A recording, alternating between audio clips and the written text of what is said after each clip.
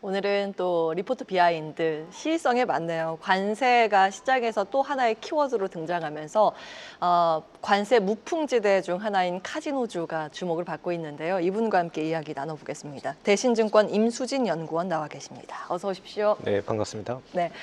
자, 앞서 말씀드린 것처럼 이제 관광 수요 기대도 있겠지만 오늘은 미국 상호 관세에서 이 무풍지대라는 분석 속에서 좀 주목을 받고 있는 카지노주인데 요거 사실 이제 연관도가 있는 건지 체크부터 받고 싶습니다. 네, 저는 개인적으로 카지노주가 오히려 수혜주다라고 말씀을 드리고 있습니다. 저희가 5월에 그 글로벌 카지노의 주가를 좀 살펴보면 지금 미국에서 상호 관세를 좀 유예하겠다라고 그때 발표했 당시 미국에서 카지노주들이 다 상승을 했었습니다. 그 이유는 이제는 약간 글로벌 관광 추세가 미주권에서 이제는 아시아권으로 좀 이동하는 현상이 좀 관찰되고 있고요. 지금 한중일 관계가 굉장히 개선되는 추세 안에서 지금 관광 수요가 좀 회복되면 결국은 수혜로 좀 작용할 것이다라고 말씀드리고 있습니다. 예. 자, 이제 기대 섹터로 보면서 체크를 해보겠습니다. 요소들이 또 볼만한 부분이 있는데요. 이제 7월 하면 휴가철이지 않습니까? 네. 대표적으로 놀자주에 포함이 됩니다. 그 국내 관광 수요가 증가하고 있는데 회복도가 어느 정도 지금 잡히고 있을까요? 지금 1월부터 5월까지 데이터가 지금 발표된 상황인데 외국인 관광객이 약 721만 명으로 전년 대비해서 15% 정도 성장을 했습니다. 제가 여기서 주목한 부분은 지금 한 지역에서만 올라간 것이 아니라 중국, 일본, 그리고 미국 아니면 유럽 전부 다 약간 동반적으로 상승하는 추세입니다. 저는 하반기라든지 아니면 내년 추세도 굉장히 좋을 것이다라고 말씀드리고 있는데 이게 두 가지 이유입니다. 첫 번째로는 일단은 지금 K-팝 산업이 굉장히 커 나가는 과정에서 지금 여행 수요가 좀 확대되고 있고요. 방탄소년단이지 아니면 블랙핑크도 좀 컴백하면서 외국인 수요가 좀 급증하고 있습니다. 그리고 두 번째로는 지금 일본이라든지 동남아 시장 어떻게 보면 인바운드 수요가 먼저 회복했던 국가들의 경우에는 지금 오버 투어리즘 문제가 나오면서 규제 강화가 되고 있습니다. 그 한편으로는 물가 상승도 이어지고 있기 때문에 대체 수단으로 지금 한국, 그러니까 국내 여행 인바운드가 좀 늘어나는 추세가 좀 장기화될 것이다라고 보고 있습니다. 예. 자, 이렇게 지금 여름 수혜주 중에 하나인 카지노주 저희가 좀 체크를 하고 있습니다. 결국에는 이 또 다른 모멘텀이라고 하면 중국 관광객들의 유입 그 강도가 어느 정도인가이지 않을까 싶은데 지금 정부가 중국 단체 관광객에 대한 무비자 입국을 무기한 연장하는 방안을 검토 중이라고 네. 하는데 이게 실행 가능한 부분인 건지 의견 좀 듣고 싶어요. 네, 일단 업계에서는 사실 연초부터 이런 얘기가 먼저 공유됐다라고 얘기를 하고 있는데 일단 3인 이상에 해당하는 단체 관광객에 대해서는 좀 무비자가 시행될 가능성이 높다라고 보고 있습니다. 지금 최근에 언론 보도 내용에 따르면 뭐 3분기부터 시작될 것이다라고 했고요. 그리고 정부의 입장은 이제는 단체 관광객뿐만이 아니라 개별적 관광객까지 그 대상을 좀 확대하겠다라는 계획까지 좀 나오고 있어서 이러한 부분은 좀 가시성이 높다라고 보고 있습니다. 특히 제가 기대하는 포인트는 결국에는 중국인 관광객이 지금 수준보다 좀 더 확대되는 과정 안에서 좀 카지노주가 좀 더 주목받을 수 있지 않을까라고 보고 있고요. 이렇게 되면 사실 관광업뿐만이 아니라 엔터주, 소비재 전반적으로 좀 업사이드가 생겨나지 않을까 기대를 하고 있습니다. 예. 그 카지노주들의 전략이 좀 다를 것 같긴 하거든요. 이제 내수 쪽에만 있는 게 있고 외국인 전용 카지노가 있고 그래서 그 롯데관광개발, 파라다이스, GKL, 강원랜드 각각 기업들이 어떻게 좀 대응 전략을 세우는 게 좋을지요? 네, 일단은 카지노주가 각각의 그 회사가 가지고 있는 고객 비중이 좀 다릅니다. 지금 파라다이스 GKL 같은 경우는 일본 VIP, 일본 매스 비중이 거의 50% 정도를 차지하고 있기 때문에 아무래도 올해 상반기 같은 경우에는 일본인 고객 대상으로 좀 더 마케팅을 확대하는 움직임을 보였고요.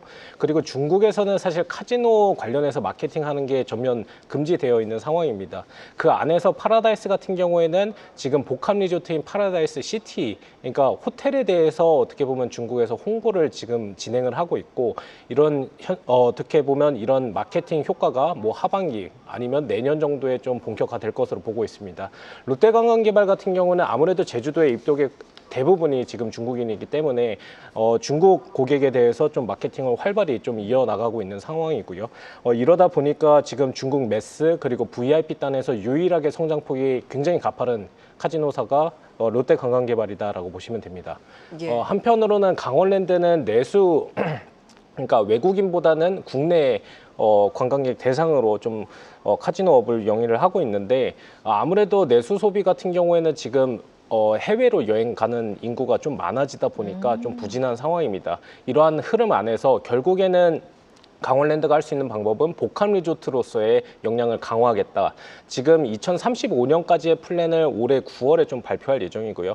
이 발표 과정에서 카지노 호텔 신설이라든지 아니면 복합 쇼핑몰이라든지 이러한 부분들을 추가하면서 어떻게 보면 내수 수요를 회복시키겠다라는 게 대응 전략입니다. 예, 내국인 전용 카지노의 또 전략이 고민이 깊을 것 같습니다. 기업 입장에선 그렇고. 자, 그러면 기업별로 사실 이제 매출 비중이나 중국의 익스포저 관련해서 이제 온도차가 좀 날 것 같거든요. 네. 기업별로 실적은 어떻게 체크하고 계세요? 일단은 기업별로 온도차가 굉장히 큽니다. 롯데관광개발은 어떻게 보면 모두 다 알다시피 굉장히 좋습니다. 제가 어떻게 보면 작년 연말부터 롯데관광개발을 굉장히 주목해서 말씀드렸었는데 제가 그 당시 어떻게 보면 기대했던 부분보다 훨씬 더 성장폭이 가팔랐습니다. 올해 2분기 YOY로 보면 중국인 그리고 플러스 전체 드로백이 전년 대비해서 93% 정도 성장을 했고요. 이러한 부분은 사실 제주도 지역의 인바운드 특수냐 했을 때 그렇진 않습니다. 제주도랑 내륙 지역 전년 대비해서 15% 인바운드가 증가한 거 보면 결국 롯데관광개발의 어떻게 보면 자체적 경쟁력 강화다라고 보실 수 있을 것 같습니다. 반면에 파라다이스, GKL 같은 경우는 일본 VIP 중심으로 성장세가 좀 10%대로 유지되고 있는 모습이긴 하지만 지금 중국 VIP는 전년 대비해서 감소하고 있는 모습입니다. 이런 실적 온도차가 큰 이유 중 하나는 아무래도 고객 구성이 좀 다른 부분도 있고 두 번째로는 작년에 인스파이어라는 경쟁자가 드러나기 시작을 했는데 이 여파로 어떻게 보면 지금 파라다이스 GKL이 좀 약세를 겪고 있는데 결국 중국 VIP 아니면 매스단이 회복되는지 확인을 하는 시기가 6월부터 좀 감지가 돼서 하반기랑 그리고 연말 그리고 내년 실적 기대감이 지금 주가에 선반영되고 있다라고 보고 있습니다. 예. 말씀해 주신 것처럼 카지노주가 이미 좀 많이 오른 상태이기 때문에 이게 투자 전략 측면에서 주가의 방향을 어떻게 잡는 건지도 궁금하고 그 안에서 탑픽이 무엇인지도 궁금하거든요. 네, 일단 카지노주 올해 최근 주가 흐름 굉장히 좋은 상황입니다. 네. 지금 파라다이스 GKL, 롯데관광개발 어떻게 보면 무차별적으로 주가가 좋은 상황인데 저는 어떻게 보면 강조드리고 싶은 부분이 인바운드 추이 대비해서 VIP 혹은 매스 쪽에 연결되는지를 꼭 체크하셔야 된다라고 말씀드리고 있습니다. 예를 들어 GKL 같은 경우에는 전년 대비해서 중국 VIP 드롭백이 마이너스 30% 감소를 했습니다. 결국에는 주가가 선반영된 부분이 좀 크게 작용을 한 반면에 실적은 못 따라오는 모습을 좀 보이고 있고요. 이러한 부분에서 리스크 관리를 하셔야 된다라고 말씀드리고 있습니다. 반대로 롯데관광개발 같은 경우에는 최선호주로 말씀을 드리고 있습니다. 그 이유는 중국인 인바운드 대비해서도 굉장히 아웃퍼포머하고 있는 어떻게 보면 가장 질적인 지표인 드롭백 그리고 방문객 수가 폭증을 하고 있고요. 이러한 흐름은 마카오 카지노주의 2010년대부터 14년도의 흐름과 굉장히 유사합니다. 그 당시에도 평균적으로 50% 이상의 성장률을 기록하다가 영업이익이 플러스로 전환되고 그리고 당기순이익이 흑자로 전환되는 구간에서 주가 상승이 굉장히 가파르게 나타났습니다. 현재 지금 롯데관광개발은 올해 3분기 흑자 전환이 어떻게 보면 거의 100% 가시성이 확보가 된 상황이고요. 이제 기대할 부분은 내년에 연간 흑자 전환 달성이 가능하냐 이거에 좀 초점이 몰릴 것 같습니다. 상당히 모멘텀이 많이 남은 상황이기 때문에 특히 8월 그리고 10월에는 중국 국경절이 있어서 모멘텀이 좀 강화될 예정이라 주목하시면 좋을 것 같습니다. 예. 자, 롯데 관광개발의 투자 포인트까지 체크를 해봤습니다. 자, 마지막으로 하반기에 남은 변수와 함께 투자 포인트 정리해 네. 주신다면요. 네, 그 관광객 수요가 굉장히 좋은 상황입니다. 사실 상반기보다 하반기 굉장히 좋을 예정인데 저희가 3분기 성수기이기도 하고 이제는 중국인 무비자 관련해서 모멘텀도 있는 상황입니다. 저희가 주요 변수로 체크를 해야 될 부분은 아직 7월임에도 불구하고 아직 정책이 안 나왔다는 점, 결국 발효되는 시점이 언제인지 좀 체크를 해봐야 될 것 같고요. 아무래도 3분기 성수기가 지난 이후에 이 시점이 적용이 된다라고 했을 때 그 효과는 좀 미미할 수 있다라고 말씀드리고 있습니다. 지금 관광객 수요가 좋다 보니까 아무래도 수혜가 예상되는 업종이 카지노 업종뿐만이 아니라 호텔 업종, 그리고 지금 의료기기, 그리고 지금 화장품 이쪽 주가가 굉장히 좋은 상황입니다. 해당 주 관련해서는 저도 긍정적인 시각을 갖고 있고요. 다만 지금 중국 내 소비 회복 속도가 지금 제 기준에는 좀 더딘 상황인데 이러한 부분이 올해 하반기라든지 내년에 어떻게 약간 복구되는지 이런 것도 체크할 부분이라고 생각을 하고 있습니다. 네. 이제 여름 시즌, 여행 시즌을 맞이해서 우리가 눈여겨볼 만한 체크 포인트까지 살펴봤습니다. 호텔, 미용기기, 화장품 실적까지 저희도 눈여겨보겠습니다. 대신증권 임수진 연구원과 함께했습니다. 말씀 고맙습니다. 네, 감사합니다. 계속해서 다양한 경제 이슈를 알고 싶다면 구독과 좋아요, 알림 설정 부탁드립니다. AI 캐스터 권미정이었습니다.